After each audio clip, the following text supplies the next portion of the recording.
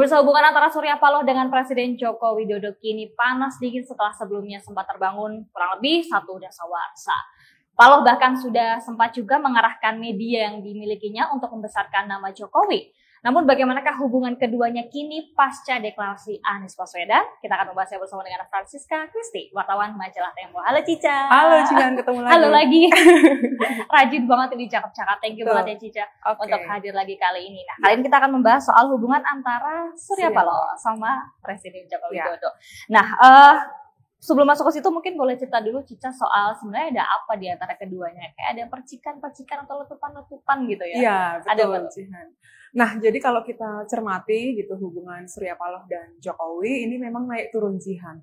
Terakhir Presiden Joko Widodo mengundang ketua umum partai politik yang pro pemerintah ya Jihan di Istana Negara awal Mei lalu, tanggal 2 Mei gitu, dan itu tidak mengundang Surya Paloh gitu. Padahal Nasdem yang diketuai oleh Surya Paloh itu masih berada di barisan kabinet lah gitu. Nah, itu konon membuat Surya Paloh agak sedikit kecewa gitu, agak sedikit jengkel menurut orang-orang di sekitarnya Surya Paloh. Dan saat itu memang ketika 2 Mei ada pertemuan ketua umum partai di Istana, Surya Paloh sedang di Singapura Jihan. Oh, sudah di Singapura. Sedang di Singapura. Oh, sedang di Singapura. Iya, Surya Paloh sedang berlibur waktu itu dari Eropa kemudian di Singapura, dan esoknya Surya Paloh kembali ke Jakarta dan dia bercerita kepada 3 orang orang DPP Nasdem yang dia temui pada pagi hari itu. Dia bilang ini adalah titik terendah hubungan saya dengan Jokowi gitu. Jadi ada kekecewaan karena tidak diundang gitu. Kemudian dia bilang bahwa ini adalah titik terendah hubungan saya dengan Jokowi gitu. Nah, beberapa hari kemudian Surya Paloh kemudian berbicara di beberapa media nasional gitu ya Jihan, bahwa memang hubungannya dengan Jokowi ini sedang buruk lah istilahnya seperti itu. Nah, dalam wawancara kami dengan Surya Paloh minggu lalu, Surya Paloh mengakui bahwa memang hubungannya dengan Jokowi sedang tidak baik-baik saja, dan ketika kami tanya titik balik hubungan yang buruk ini tersebab karena apa gitu, ada 2 hal yang mungkin membuat Jokowi marah gitu. Yang satu, Surya Paloh menolak 3 periode, Surya Paloh atau Nasdem menolak 3 periode. Yang kedua adalah setelah deklarasi Anies Baswedan. Dan setelah kami tanya dari 2 hal itu atau dari 2 faktor itu mana yang paling membuat hubungan ini berada di jurang yang dalam gitu, dan Surya Paloh bilang sepertinya karena deklarasi Anies Baswedan begitu. Jadi di antara 2 alasan, salah satu alasan paling utamanya adalah soal deklarasi Anies Baswedan. Oke. Nah, ini sampai Tempo menyebutnya adalah berpisah jalan antara Surya Paloh dan juga Jokowi. Artinya dulu mereka pernah senada seirama, pernah satu jalan. Nah, betul. Bicara soal kemesraan mereka dulu, semesra apa sih mereka? Hubungan Surya Paloh dan Jokowi ini memang sudah terjalin sejak lama ya Jihan. Klaimnya Surya Paloh adalah ketika 2012 dulu, ketika Jokowi menjadi wali kota Solo, Surya Paloh lah yang kemudian mengajak atau mendukung Jokowi untuk menjadi gubernur DKI saat itu. Dan kalau kita ingat juga, waktu itu Surya Paloh juga menggunakan medianya, Metro TV dan media grupnya gitu ya, untuk mengangkat nama Jokowi atau mengerek elektabilitas dengan program-programnya Jokowi yang di Kota Solo. Seperti dulu Jokowi kalau tidak salah pernah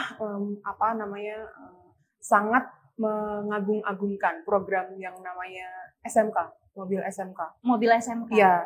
Nah, itu adalah buatan anak-anak SMA, siswa SMK ya, yang di Solo gitu, yang kemudian menjadi salah satu program yang diklaim sebagai program suksesnya Jokowi di Kota Solo gitu. Nah, setelah itu 2012 kemudian Nasdem lah salah satu partai yang juga mengusung Jokowi di DKI Jakarta, dan saat itu juga Surya Paloh menggunakan medianya juga untuk sangat menyorot kampanye Jokowi lah pada saat 2012 itu, dan hubungan itu terus berjalan. 2014 Surya Paloh mendukung Jokowi juga di Pilpres. Saat itu Jokowi dari gubernur DKI kemudian maju Pilpres, dan setelah Jokowi menjadi presiden di 2014, Surya Paloh ini menurut orang-orang yang dekat dengan Surya Paloh itu bisa langsung mendapatkan akses seperti jalan tol lah untuk ke istana gitu. Jadi bisa langsung untuk bertemu Jokowi itu bisa langsung gitu. Dan kami juga mendengar cerita juga bahwa, dan itu sudah berkali-kali diberitakan oleh Tempo ya Jihan, bahwa waktu awal-awal Jokowi menjadi presiden itu Surya Paloh seperti mengusulkan untuk ada penanganan terhadap mekanisme impor BBM gitu. Dan Surya Paloh menyodorkan nama kerabatnya, bukan kerabat, koleganya gitu yang di China untuk impor BBM gitu. Jadi melalui koleganya dulu yang di China, investor China yang punya akses untuk mengimpor BBM dari Angola, itu kemudian disodorkan. Bagaimana kalau kita impor BBM dari Angola? Dan hubungan itu berjalan terus gitu sampai 2019 juga Surya Paloh mendukung Jokowi di Pilpres. Gitu. Dan kalau kita ingat juga Jokowi memberikan kursi-kursi menteri untuk Nasdem itu yang sesuai dengan keinginan Surya Paloh lah. Bukan hanya kursi, bukan hanya kursi menteri saja, tapi juga Jaksa Agung kala itu waktu 2014 sampai 2019. Nah, hubungan satu dasawarsa ini kan bukan hubungan yang sebentar ya, ada pasang surutnya tentu. Nah, Tempo apakah mencatat soal kritikan-kritikan Nasdem kepada Joko Widodo? Iya, kalau kita lihat kritik-kritik Nasdem ini sedikit tidak terdengar ya Jihan ketika berada di dalam koalisi pemerintah gitu. Kita tengok waktu kenaikan BBM Oktober 2022, hanya Nasdem yang waktu itu tidak menolak Jokowi menaikkan harga BBM saat itu gitu. Namun setelah ada percikan-percikan itu seperti yang tadi Jihan bilang, setelah keretakan hubungan itu mulai terlihat gitu, belakangan Surya Paloh dan teman-teman di politikus Nasdem kemudian menyorot etika berpolitik Jokowi gitu. Salah satu contohnya adalah Jokowi diminta untuk tidak cawe-cawe di pemilu 2024 gitu. Mereka tiba-tiba bersuara keras gitu lebih soal vokal sebelumnya. Etika berpolitik Jokowi gitu sebagai presiden ya Jihan. Dan kalau kita dirunut di timeline-nya juga atau lini masanya gitu, di masa yang bersamaan atau di waktu yang bersamaan, capres yang diusung oleh Nasdem, Anies Baswedan, itu juga mengkritik kinerja pemerintah Jokowi, salah satunya melalui kendaraan listrik, program di bawah Luhut Binsar Panjaitan ya Zihan ya.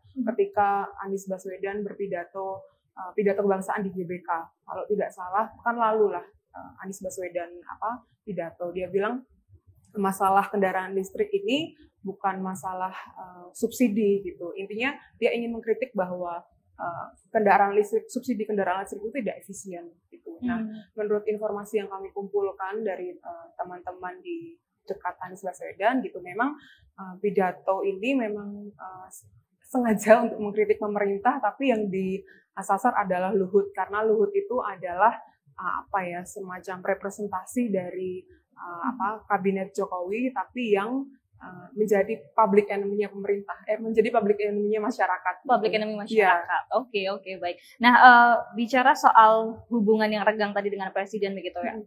Tempo kan kalau tidak salah sempat bertemu langsung atau wawancara langsung dengan Paloh ya. Iya. Ada respons lain mungkin yang disampaikan begitu soal kerenggangan hubungan ini, mungkin sikapnya selanjutnya seperti apa, mengingat sebentar lagi sebetulnya masa jabatan Jokowi akan habis begitu ya, tapi mereka masih berdiri sebagai partai koalisi atau pendukung pemerintah. Betul. Selanjutnya bagaimana sih? Kalau menurut klaim Surya Paloh ya, dari wawancara yang kami lakukan dengan Surya Paloh sekitar 2 jam di kantornya minggu lalu, itu Surya Paloh bilang masih akan mendukung pemerintah gitu. Bagaimanapun akan tetap mendukung program-program Jokowi sampai akhir masa jabatannya nanti. Kecuali Jokowi yang mendeklarasikan atau Jokowi yang menyatakan bahwa Nasdem dan Surya Paloh sudah berada di jalur oposisi gitu. Jadi mereka hanya menunggu pernyataan Jokowi kapan Nasdem dianggap sebagai oposisi. Nah, disitulah mereka akan berdiri sebagai oposisi gitu. Berarti kemarin pada saat menyampaikan soal yang rapat di istana itu adalah mau membahas koalisi yang lain dengan Nasdem, itu tidak dianggap sebagai sebuah statement. Iya, mungkin yang dimaksud adalah ini ya, koalisi untuk keputusan politik 2024 gitu.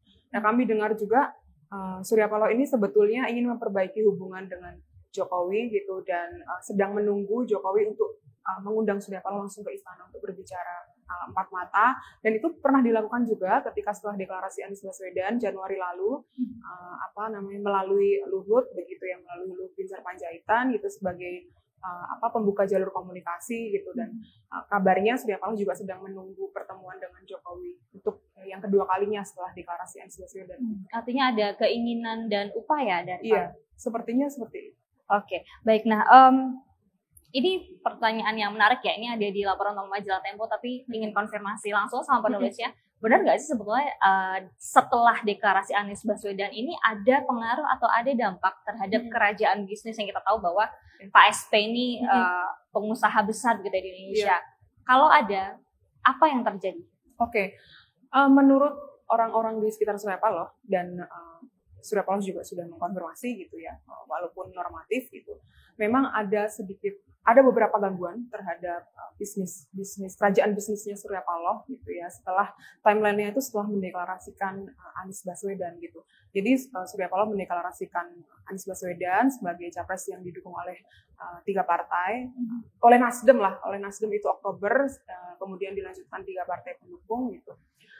Nah setelah itu kami mendengar bahwa Surya Paloh itu kan punya ini ya, Jihan, sebuah bisnis besar yang bergerak di bidang catering gitu, dan sekarang mereka memegang tender itu untuk Freeport gitu, untuk menyediakan makanan atau jasa boga lah untuk karyawan-karyawan di Freeport. Dan kita tahu sekarang Freeport itu 51,2% sahamnya dimiliki oleh Mind ID, yaitu perusahaan milik pemerintah gitu, BUMN. Nah, kami mendengar bahwa awal tahun ini atau sedang ada pembicaraan gitu ya, baru-baru ini gitu, sedang ada pembicaraan di level eksekutif yang ingin menender ulang bisnis Surya Paloh catering, yaitu Pangansari Utama ya, Jihan ya, yang dibeli Surya Paloh dari Bob Hasan dulu gitu, yang sudah melayani di Freeport itu selama 30-an tahun gitu, dan itu katanya akan ditender ulang dan digantikan oleh, ada wacana atau ada kasakusuk akan digantikan oleh BUMN gitu, Jihan. Dan kami juga sudah mengecek ke beberapa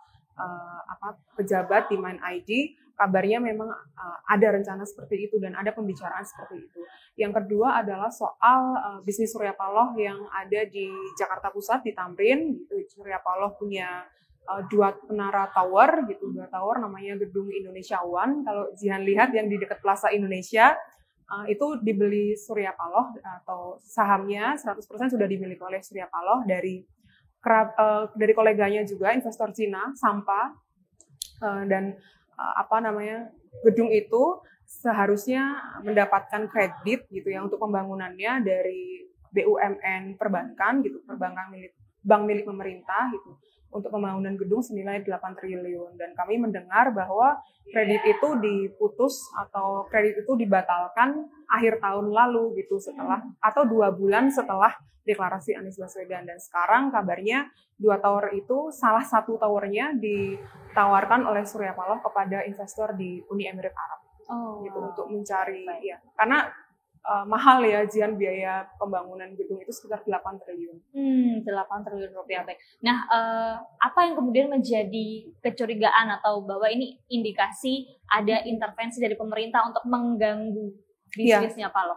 Ya, itu tadi, menurut beberapa orang yang mengetahui bisnisnya Surya Paloh dan orang-orang di dekat Surya Paloh, itu memang upaya untuk menggeser Pangansari Utama milik Surya Paloh dari Freeport, kemudian upaya untuk membatalkan kredit, dan itu semua dipegang oleh perusahaan-perusahaan milik pemerintah gitu.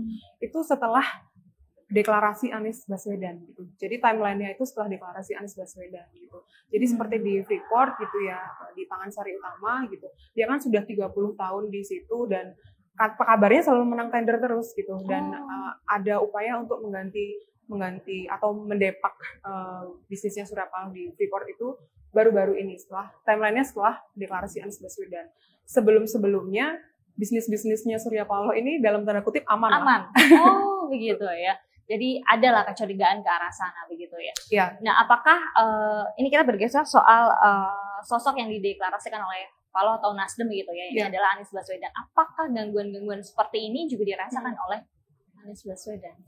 Memang dari orang-orang di sekitar Anies Baswedan dan tim di dekat Anies Baswedan yang kami temui sepanjang pekan lalu, memang mereka bercerita bahwa saat Anies berkeliling di beberapa tempat, begitu seperti di Banten, kemudian di Jawa Tengah, itu memang mereka menemui beberapa kendala juga.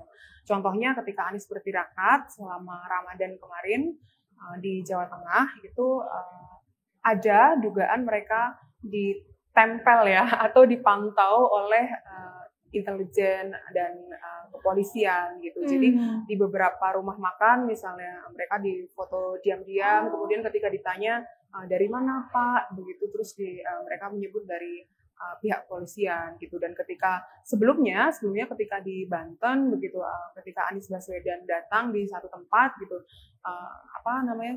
belum berkampanye ya Jihan, tapi saat itu sedang kunjungan gitu, itu dilempari ular gitu. Jadi dilempari? Ada ular. Jadi seperti ada beberapa gangguan seperti itu. Dan ketika di Sumatera Barat juga seorang politikus Nasdem bercerita dia mendampingi Anies Baswedan gitu untuk datang ke Sumatera Barat gitu, dan dia mendapati ada 9 orang demonstran gitu, pendemo yang dibayar untuk sekitar 5 juta kalau tidak salah, dibayar untuk menolak kehadiran Anies gitu. Dan Nasdem saat itu membayar balik si pendemo itu 10 juta. Jadi kayak ya udah nggak apa-apa kamu demo gitu, tapi dibayar 10 juta dan disuruh demonya tuh yang soft-soft. Akhirnya mereka karena sudah menerima duit 5 juta, akhirnya mereka mengakalinya membalik spanduk gitu. Jadi tulisannya itu terbalik gitu, Jihan. Oke, 5 juta dibayar lagi 10 juta gitu betul. Ya. Oke. Ya, ini cerita. Ini trik-trik ya. Iya, menarik. Tapi kemudian aku bertanya selanjutnya Cica soal koalisi, nasib dari koalisi perubahan untuk persatuan, betul ya? Iya. Nah, ini kabarnya banyak godaan yang dilancarkan kepada partai pendukung lain, yakni Demokrat dan juga PKS. Nah, sejauh ini tuh kabarnya gimana sih, dan gimana kemudian Paloh merespon atau Nasdem merespon soal godaan-godaan terhadap kedua partai lain? Ya, memang ada cerita bahwa Demokrat dan PKS ini sedang digoda untuk keluar dari koalisi gitu. Jadi Demokrat itu kalau Jihan ingat ada pertemuan antara Golkar, PKB dan Demokrat beberapa waktu lalu gitu, dan beberapa narasumber kami mengkonfirmasi bahwa pertemuan itu untuk mengajak Demokrat bergabung dengan koalisi pendukung pemerintah gitu, atau koalisi besar gitu, atau PKS juga didekati oleh Sandiaga Uno gitu ya, orang yang sekarang ada di menjabat sebagai menteri di kabinet Jokowi gitu, dan juga konon didukung oleh Jokowi gitu ya untuk maju sebagai cawapres maupun direstui lah oleh Jokowi gitu, dan dia mendekati PKS untuk juga bergabung dengan koalisi pemerintah lah istilahnya gitu. Jadi ada beberapa upaya memang untuk mengeluarkan Demokrat maupun PKS dari koalisi perubahan gitu, dan kalau mereka satu partai saja keluar gitu ya, koalisi perubahan ini tidak bisa mendukung Anies karena tidak masuk atau tidak mencukupi untuk presidential threshold. Artinya bubar, tidak bisa melanjutkan untuk tidak bisa mendukung, kecuali ada partai satu lagi yang masuk gitu. Ada partai lain yang masuk ke koalisi perubahan. Presidential threshold. Iya. Oke. Baik, nah pertanyaannya tadi godaan-godaan lewat kunjungan gitu-gitu tuh apakah itu adalah instruksi dari pemerintah? Ya, kami mendengar memang ada instruksi ya dari pemerintah dari pemerintah gitu untuk menarik atau menggoda, bukan menggoda sih, untuk mengajak partai-partai yang di koalisi perubahan ini merapat ke koalisi yang pro pemerintah gitu. Jadi kami mendengar itu. Oke. Bagaimana respons Paloh saat bertemu dengan Tempo kemarin? Kalau seandainya benar salah satu partai itu cabutkan, berarti nggak bisa lanjut? Iya, kalau Surya Paloh bicara seperti ini kepada kami ya. Kebetulan saya bertanya gitu, kalau misalnya koalisi perubahan ini satu atau dua partai keluar dan tidak ada partai yang masuk lagi, seperti apa gitu. Surya Paloh bilang, ya sudah, bye saja gitu. Artinya dia juga sudah siap mungkin kalau terjadi sesuatu dan tidak bisa mengusung Anies gitu. Jadi ya sudah, mau apa lagi, bye saja gitu. Bye saja. Oke, baik, terima kasih banyak Cica sudah join di Cakap-Cakap kali ini. Untuk edisi covernya kali ini adalah Pisah Jalan Mantan Sekondan. Sekondan itu artinya Mitra ya? Mitra. Mitra, oke. Baik, terima kasih sekali lagi Cica, dan pemirsa bagi Anda yang ingin mengetahui informasi-informasi detail lain begitu untuk episode kali ini, teman-teman bisa baca di majalah.tempo.co ataupun dapatkan majalah Tempo versi cetaknya. Akhir kata saya Dejian beserta kru yang bertugas pamit undur diri, kita akan jumpa di Cakap-Cakap episode selanjutnya. Bye saja.